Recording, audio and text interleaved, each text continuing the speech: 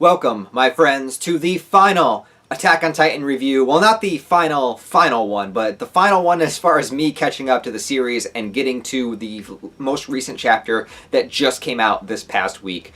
First of all, I want to apologize that this is not a live reaction video. I said I might do a live reaction to the newest chapter.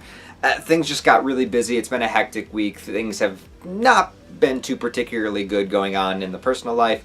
Not that I'm going to get into that here, but I just wanted to say I just didn't have the drive to do a live reaction review. Instead, I just read the manga as I do my normal way, just listening to music, going into the zone, getting into the story, and just focusing as much as I could, rather than trying to do a live reaction for you guys. So I want to say that I'm sorry about that. I apologize if you were looking forward to that. I do feel bad about it because I know I did say that I would probably do a live reaction, but anyways, that's just my apology, so I am sorry for that. But I do have a review of the most recent chapters. I'm just going to call it Volume 33 because that's what it will encompass when Volume 33 finally comes out.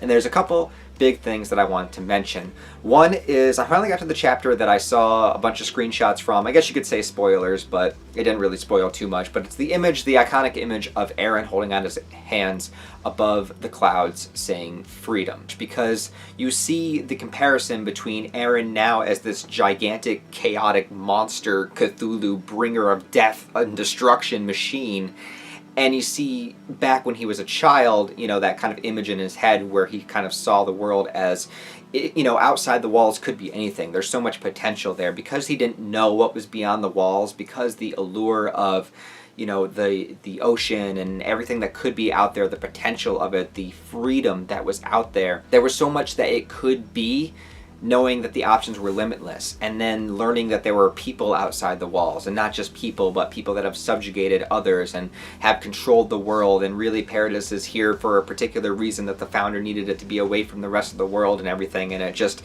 once all of the truth was revealed, it just destroys the fascination of what could be, because now that you know the truth, it hits harder that way. I thought that was a really profound thing to put into the manga. At least that's how I viewed it, because it went from Eren as this destroying, you know, monster to Eren as a child, and you see kind of that difference. And that's kind of the difference that you even feel, you know, in life and whatnot, because as a child everything is wide open, the possibilities are endless, there's so much out there, there's so much to see. Like, there could be anything. Ideas are limitless for what it could possibly be and could possibly mean out there in the world. And then once you start learning the truth, it's just kind of like beaten out of you. And you see that kind of the depressed, just kind of head that's hanging, I think at the very end of the first chapter of this volume, that it would be, of Eren's face now, and in him feeling that kind of pain.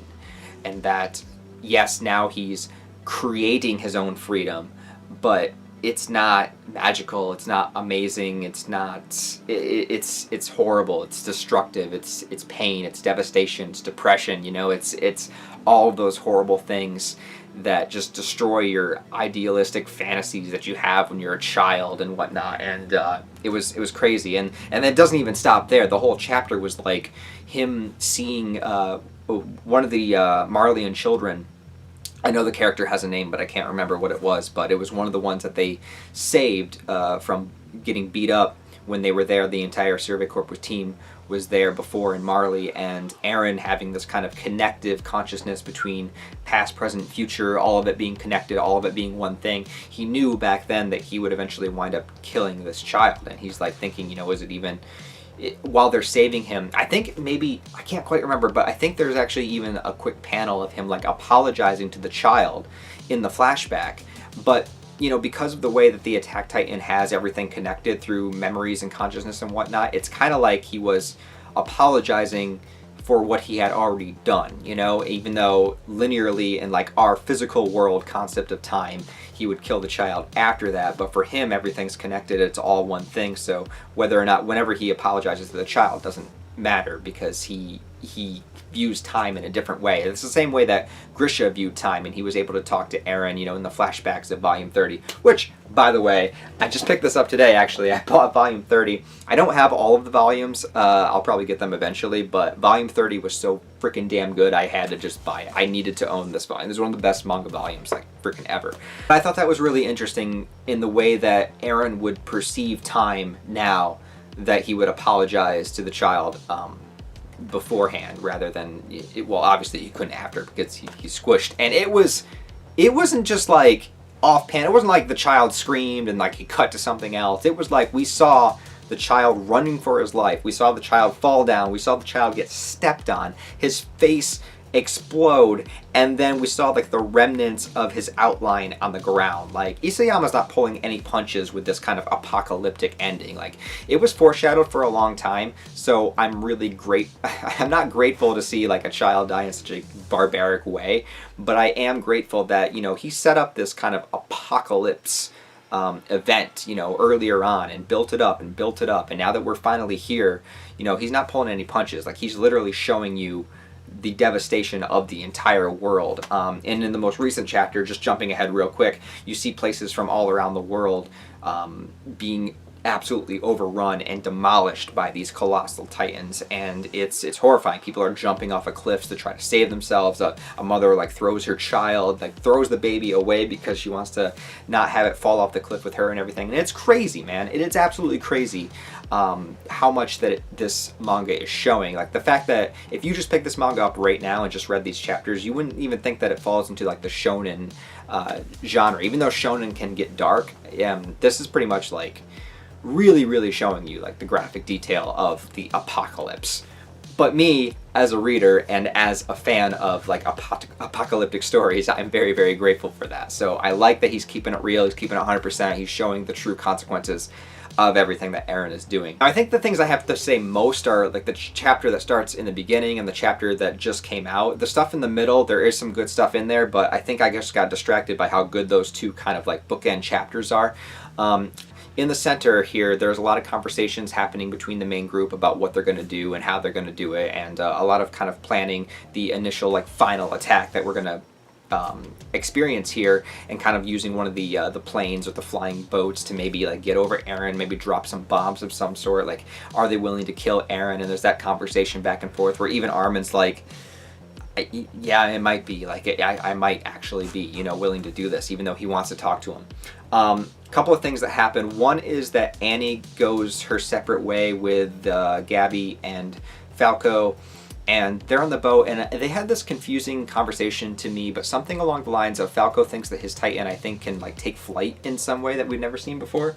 So I don't know if that's going to be a thing, but that would obviously make sense since Eren is so gigantic. Like, you'd want to be able to get above him in some way. So the conversation itself, I don't know if it was the translation I was reading or not, but it was a little bit confusing to me. So maybe somebody can explain that part a little bit better to me in the comments below. There's also the demise of Hanji, which was sad, but it was kind of like a character, I guess, needed to stay behind as some sort of, you know, sacrifice and distraction. And since we are winding down towards the end, you know, I know that characters are going to start getting picked off and whatnot. The fact that it was Hanji, I mean, it wasn't her actual like death that made me emotional. It was the moment immediately afterwards where she kind of was in this, I don't know if it was a fantasy or if it was actually supposed to be the afterlife. It was left ambiguous for the reader to try to decide. But she sees Commander Erwin and a couple other characters. We see like Pixis in the background and Sasha as well. And it was just one of these moments where it's like, I wasn't sure if it was supposed to be literal or not. Now, normally with something like Attack on Titan, I would take it as more of like a spiritual kind of thing, because I feel like there's a lot of spiritual elements within Attack on Titan. So I mean that as more of like the scene was meant as more sort of like an emotional metaphor rather than actually being literal. Like, rather than having her like literally in the afterlife, it was sort of like, you know, now is the time to find peace. Now is the time to find like collectiveness. Like, we all worked our hardest and we all tried and we all died on the front lines, like trying to progress humanity forward. And it was kind of like, again, like a connective consciousness, like maybe in the way that the Titans have this connected consciousness. It was just sort of like, again, not literal, but like supposed to represent to the audience that these characters have this connectiveness as well in their own way, in their own like particular way. So in her last moments, maybe the last second before she died, you know, time slowed down and she was actually able to see all of these people and embrace the fact that she, along with all of them, all did something together in unison for the betterment of mankind. That's how I saw it. I don't know how you guys saw it. I don't know if you think it's literally, maybe do you think it's like literally the afterlife, like literally heaven or something like that? So let me know what you think about that scene too in the comments below. Also, very quick, there was the moment where the characters were gathering and having exposition, trying to figure out, what they were going to do, and talking about maybe separating Zeke from Eren, which was good to hear because I didn't know what actually happened to Zeke. I thought maybe he actually did die along the way. So it was cool to see that Zeke was actually just like absorbed into Eren, like still part of him in some way. So that was cool. How the past dimension opens and Eren's able to communicate with his team, and he basically tells them, because they figure out that we're still able to use our Titans, and if Eren wanted to, he could have cut that off from us or like been controlling us as well, because he has the founder, so he can pretty much manipulate Eldians however he wants to. He's essentially God to the Eldians at this point. And since he decided to leave them alone and let them do their own thing, he basically reveals that it's like, that's it. I just want you to have freedom. Like, I want this to be free. He's like, I'm creating freedom by doing this, by destroying everything and starting anew and letting Paradis be its own little island by itself. But in that, I don't want to take away the freedom from the very people that I'm trying to give freedom to. And so it's this bizarre, like, double standard of him, thinking that the only way to do this is this destructive way, but at the same time, it's like, I'm not going to destroy what I'm trying to protect in the process. So he's consistent with himself, but he's also saying that also means that because I'm allowing you to still have freedom, you have the freedom to try to stop me. And so I don't know if it's so much as Eren saying, like, prove me wrong. You know how like a lot of characters in Shonen in particular will have like a villainistic streak, but they'll be like, I want somebody to prove me wrong. I don't know if that's necessarily where it's going with Eren. I think he's just saying, you can prove me wrong if you want to. Like, he's not saying I want you to prove me wrong. He's just allowing you the choice to prove him wrong. So it's a little bit different there than how we've usually seen it, which I really appreciated. And finally, okay, the most recent chapter was crazy. Like I said, you saw the destruction, you saw all over the world how people are dying and whatnot. You saw the blimps trying to bomb Eren, and it does nothing. And then we finally have our characters coming in and jumping into the fray. Zeke coming out of Eren in some way and him controlling him. I don't know if he's... It's very bizarre because it's leaving up to the viewer, I think, at this point still, because how much is Zeke actually in control of his own Titan? I don't think he is. I think it's literally just Eren controlling Zeke to control the Beast Titan. It's like this, again, connectiveness, absorption, everything, all is one kind of craziness that's happening there. So that is going on, and then we have Reiner jumping down. And Reiner is at the point, too, where he's, this is live or die for him. It has been throughout the series, but he knows he's done wrong. He knows he's done some good. And he's like, I'm just going to do the best I can until I die. So there you go. Reiner's jumping in. Freaking Peak is jumping in as well. So we have all these Titans just, like, going at it, basically fighting on top of Eren, which is crazy because he's just like so freaking gigantic that even like the Beast Titan, Armor Titans could literally like be miniature on him because he's just so freaking massive. So yeah, shit's going down. Final battle is here. I don't know how many chapters left. People are saying it's ending really soon. I know originally it was supposed to end in 2020. I think now it's going to go into the first couple months of 2021. So I'm just excited to see where it goes. What did you guys think about the most recent chapter, the Eren Freedom chapter, everything in between? Please put that down in the comments below.